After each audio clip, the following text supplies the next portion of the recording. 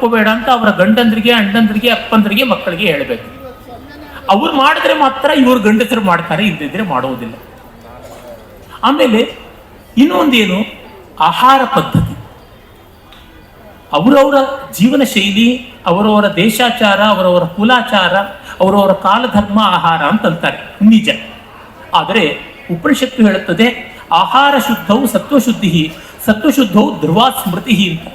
ಭಗವದ್ಗೀತೆಯಲ್ಲಿ ಸತ್ವಭರಿತವಾದ ಆಹಾರ ಅಂತ ಹೇಳಿದ್ದಾನೆ. ಅಲ್ಲಿ ಸಸ್ಯಾಹಾರ ಮಾಂಸಾಹಾರ ಅಂತ ಏನು ಸ್ಪೆಸಿಫಿಕ್ ಆಗಿ ಹೇಳಿಲ್ಲ.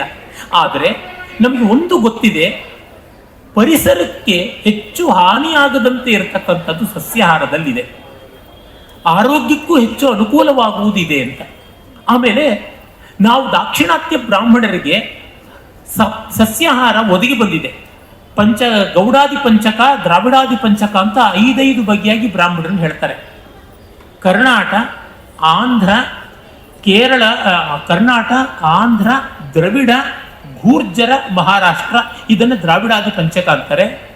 ಗೌಡ, ಉತ್ಕಲ, ಕಾನ್ಯಕುಬ್ಜ, ಸಾರಸ್ವತ, ಮೈಥಿಲ, ಈ 5 ಗೌಡಾದಿ ಪಂಚಕ ಅಂತಾರೆ.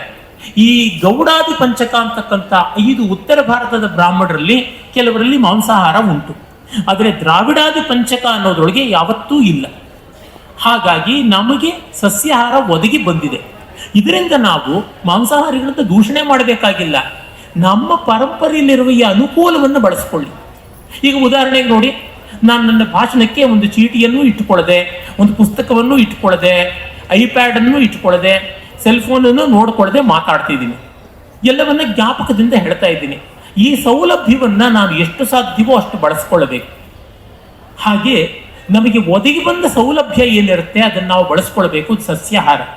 ಸಸ್ಯಾಹಾರ ಖರ್ಚು ಕಡಿಮೆ, ಆರೋಗ್ಯವೂ ಹೆಚ್ಚು, ಪರಿಸರಕ್ಕೂ ಅನುಕೂಲ. ಇದನ್ನ ಹೆಣ್ಣು ಮಕ್ಕಳು ಮೊದಲು ತಾವು ತಮ್ಮ ಮನೆಯವರಿಗೂ ಒತ್ತಿ ಹೇಳಬೇಕು. ಯಾಕೆಂದ್ರೆ ಆಧುನಿಕ ನಗರ ಜೀವನದಲ್ಲಿ ಈ ಬ್ರಾಹ್ಮಣ ಪಂಗಡ ಸಸ್ಯಾಹಾರವನ್ನ ಪಕ್ಕಕ್ಕೆ ಇಡ್ತಾ ಇರುವಂಥದ್ದು ನೋಡ್ತಾ ಇದ್ದೀನಿ. ಅದು ತುಂಬಾ ಅನಾರೋಗ್ಯಕಾರಿಯಾದದ್ದು, ಒಳ್ಳೆಯದಲ್ಲ. ಅಂದ್ರೆ ಇಟ್ಸ್ ಎ ವೆರಿ ಅನ್ಹೆಲ್ತಿ ಅನ್ನೋದು ನಾನು ಪಾರಮಾರ್ಥಿಕವಾದ ಅರ್ಥದಲ್ಲಿ ಹೇಳ್ತಾ ಇದ್ದೀನಿ. ಮನುಸ್ಮೃತಿಯಲ್ಲೇ ಇದೆ, ನ ಮಾಂಸ ಭಕ್ಷಣೆ ದೋಷ ನ ಮಧ್ಯೆ ನಚ ಮೈಥುನೆ ಪ್ರವೃತ್ತಿರೇಷ ಭೂತಾನಾಂ ನಿವೃತ್ತಿಸ್ತು ಮಹಾಫಲ. ಮಾಂಸ ಮದ್ಯ ಇತ್ಯಾದಿಗಳು ದೊಡ್ಡ ದೋಷ ಅಲ್ಲ, ಆದರೆ ಬಿಡುವುದು ದೊಡ್ಡದು ಅಂತ.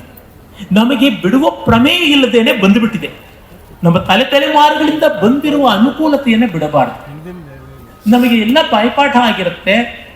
ಸಂಗೀತ ಮನೆಯ ವಾತಾವರಣದಿಂದಲೇ ಶ್ರುತಿ ಜ್ಞಾನ, ಲಯಜ್ಞಾನ ಇದೆ ಅಂದರೆ ನಾವು ಅದನ್ನು ಬಿಡುವುದು ಯಾಕೆ? ಬಡಿಸಿರ್ತಕ್ಕಂಥ ಎಲೆಯನ್ನ ಬಿಸಾಕಿ ಭಿಕ್ಷೆ ಎತ್ತೋಕೆ ಹೋದ್ರು ಅಂತ ಒಂದು ಗಾದೆ ಇದೆ. ಸಿದ್ಧಮನ್ನಂ ಪ್ರತ್ಯಚ್ಚೆ ಭಿಕ್ಷಾ ಮಠತಿ ದುರ್ಮತಿ ಅಂತ. ಹಾಗೆ ಮಾಡಬಾರ್ದು. ಈ ಸಸ್ಯಾಹಾರದ ಪರಂಪರೆಯನ್ನು ನಾವು ಗಟ್ಟಿ ಮಾಡಿಕೊಳ್ಳಬೇಕು. ಅಷ್ಟು ಮಾತ್ರವಲ್ಲ, ಮಹಿಳೆಯರು ತಮ್ಮ ಗಂಡಂದ್ರು ಎಲ್ಲ ಯಾವ ಕಾರ್ಪೊರೇಟ್ ಪ್ರಪಂಚದಲ್ಲೆಲ್ಲ ಕೆಲಸ ಮಾಡ್ತಾರೆ ಅಲ್ಲಿ ಹೇಳಬೇಕು, my food is my privilege, ನಾನು ಸಸ್ಯಾಹಾರಿಯಾಗಿರ್ತೀನಿ.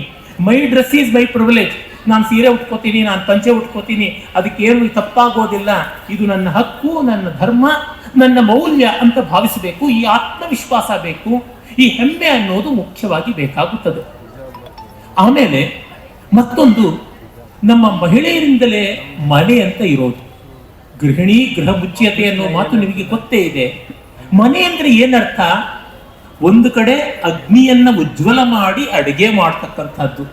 ಯತ್ರ ಗೃಹಾಗ್ನಿರ್ ವಿದ್ಯತೆ ತದ್ ಗೃಹಂ, ಗೃಹ್ಯಾಗ್ನಿ ಎಲ್ಲಿರುತ್ತೆ ಅಲ್ಲಿ ಮನೆ ಅಂತ. ಮನೆಯಲ್ಲಿ ಅಡಿಗೆ ಮಾಡದೇ ಇದ್ರೆ ಆ ಮನೆ ಅಲ್ಲ, ಅದನ್ನು ಹೋಟೆಲ್ ಕಾಟೇಜ್ ರೂಮ್ ಅಂತ ಕರೀತಾರೆ ಅಷ್ಟೇ. ಹೀಗಾಗಿ ಮನೆಯಲ್ಲಿ ಅಡಿಗೆ ಮಾಡಿಕೊಳ್ಳಬೇಕು. ಇದು ಹೆಣ್ಣು ಗಂಡು ಭೇದ ಇಲ್ಲದೆ ಎಲ್ಲರೂ ಅಡಿಗೆ ಕಲಿಬೇಕು.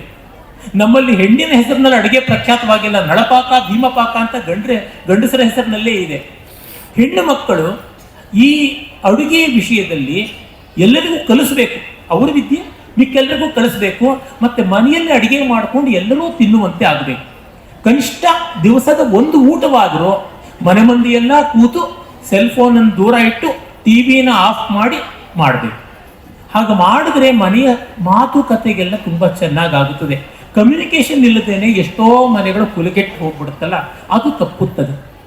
ಮತ್ತೆ ಹೆಣ್ಣಿನಿಂದಲೇ ನಮ್ಮ ಮನೆಯಲ್ಲಿ ಇವತ್ತು ದೇವರುಗಳು ಒಂದು ಕರ್ಪೂರ ನೀರಾಜನವನ್ನೋ ಒಂದು ಮಲ್ಲಿಗೆ ಹೂವಿನ ಮಾಲೆಯನ್ನೋ ಕಾಣ್ತಾ ಇದ್ದಾರೆ. ಹೆಣ್ಣು ಮಕ್ಕಳಿಲ್ಲದೆ ಇದ್ರೆ ಎಷ್ಟೋ ಮನೇನೂ ಒಂದೇ, ಮಶಾಣನೂ ಒಂದೇ ಆಗುತ್ತೆ. ಯಾಕೆಂದ್ರೆ ಇವತ್ತು ಗಂಡಸರು ತಮಗೆ ವೇದಾಧಿಕಾರ ಇದೆ ಅಂತ ಎಷ್ಟು ಬೆನ್ನು ತಟ್ಟುಕೊಂಡ್ರು, ಮೀಸೆ ಹುರಿ ಮಾಡಿಕೊಂಡ್ರು, ಅವರು ಒಂದು ಕ್ಷಣ ಕೂತು ದೇವರಿಗೆ ಒಂದು ಪಂಚೋಪಚಾರ ಪೂಜೆ ಏನೂ ಇಲ್ಲ, ಎಲ್ಲ ಪಂಚ ಉಪಚಾರ ಆಗೋಗ್ತಾ ಇದೆ. ಆದರೆ ಹೆಣ್ಣು ಮಕ್ಕಳು ಮನೆ ಮಟ್ಟಿಗಾದ್ರೂ ಪೂಜೆ ಮಾಡ್ತಾರೆ, ಸಂಪ್ರದಾಯದ ಹಾಡುಗಳನ್ನಾದ್ರೂ ಹೇಳ್ಕೊಂಡು ಮಾಡ್ತಾರೆ. ಹೀಗಾಗಿ ದೇವ ಮಂದಿರ, ದೇವ ಪೂಜೆ ಹೆಣ್ಣು ಮಕ್ಕಳ ಪಾಲಿಗಾದ್ರೂ ಉಳಿದಿದೆ. ಅದನ್ನ ಅವರು ಬೆಳೆಸ್ಕೊಂಡು ಗಂಡಸರಿಗೆ ಕಲಿಸ್ಬೇಕು. ಯಾಕೆ ನಾನು ಹೇಳ್ತಿದ್ದೀನಿ ಅಂದ್ರೆ, ಗಂಡಸರು ಪೂಜೆ ಮಾಡಬೇಕು, ಹೆಂಗಸರದನ್ನು ಕಲಿಸ್ಕೊಡ್ಬೇಕು, ಅದಕ್ಕೆ ಹೆಂಗಸರು ಮೊದಲು ಉಳಿಸ್ಕೊಳ್ಬೇಕು. ಹೀಗಾಗಿ ಮನೆಯ ಪೂಜೆ ಪುನಸ್ಕಾರ ಅಂತ ಅನ್ನೋದೇನಿದೆ ಅದನ್ನು ನಾವು ಮುಂದುವರಿಸಲೇಬೇಕಾಗುತ್ತದೆ. ಅದಕ್ಕೊಂದು ಮಾತು ಹೇಳ್ತೀನಿ, ನಾಸ್ತಿಕ್ಯ ಅನ್ನೋದಕ್ಕಿಂತ ತುಂಬಾ ದೊಡ್ಡ ಅನರ್ಥ ಇಲ್ಲ. ನಾಸ್ತಿಕ್ಯ ಅನ್ನೋದು ದೇವರಿಲ್ಲ ಮತ್ತೊಂದಿಲ್ಲ ಅಂತ ಒಂದು ಖಾಲಿ ಜಮೀನು ಇಟ್ಟಂಗೆ.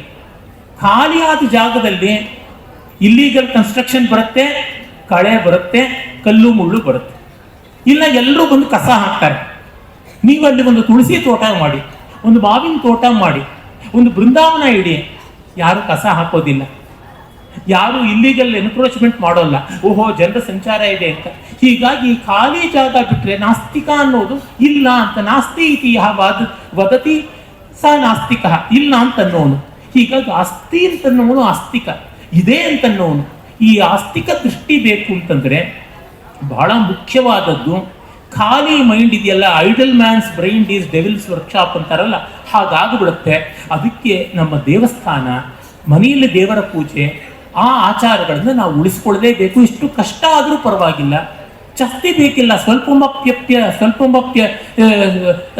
ಸ್ವಲ್ಪಮಪ್ಯಸ್ಯ ಧರ್ಮಸ್ಯ ತ್ರಾಯತೆ ಮಹತೋ ಭಯಾತ್ ಅಂತ ಭಗವದ್ಗೀತೆ ಹೇಳ್ತದೆ. ಒಂದು ಸ್ವಲ್ಪ ಧರ್ಮವೂ ಒಳ್ಳೆಯದು. ಪಂಚೋಪಚಾರ ಪೂಜೆಗೆ 5 ನಿಮಿಷವೂ ಬೇಕಾಗೋದಿಲ್ಲ, ಒಂದು 10 ಗಾಯತ್ರಿಗೆ 4 ನಿಮಿಷವೂ ಬೇಕಾಗುವುದಿಲ್ಲ, ಒಂದು 12 ಪಂಚಾಕ್ಷರ ಮಂತ್ರಕ್ಕೆ, ಒಂದು 11 ಅಷ್ಟಾಕ್ಷರ ಮಂತ್ರಕ್ಕೆ ಏನೂ ದೊಡ್ಡ ಸಮಯ ಬೇಕಾಗಲ್ಲ. ಅವುಗಳನ್ನು ಮಾಡಬೇಕು, ಅದು ಬಹಳ ಮುಖ್ಯ. ಹಾಗಲ್ಲವಾದರೆ ಶನಿವಾರದಿಂದ ಬ್ರಾಹ್ಮಣ ಅಂತ ಅನಿಸ್ಕೊಳ್ಳೋ ದೌರ್ಭಾಗ್ಯ ಯಾರಿಗೂ ಬೇಡ. ಮುಂಚೆ ಪ್ರಾಚೀನ ಕಾಲದಲ್ಲಿ ಯಜ್ಞೋಪವೀತ ಅನ್ನೋದು ಪ್ರತ್ಯೇಕವಾಗಿರಲಿಲ್ಲ, ಉತ್ತರೀವೇ ಇತ್ತು ಅಂತ ಗೊತ್ತಾಗುತ್ತದೆ. ಯಜ್ಞೋಪವೀತಂ ಪರಮಂ ಪವಿತ್ರಂ ಅನ್ನೋದು ಈ ಹೊತ್ತಿನ ಯಾವುದೇ ವೇದ ಮಂತ್ರಗಳಲ್ಲಿ ಕಂಡುಬರದೇ ಇರತಕ್ಕಂಥ ಸ್ಮಾರ್ಥ ಮಂತ್ರ ಅಂತ ಕರಿತೀವಿ.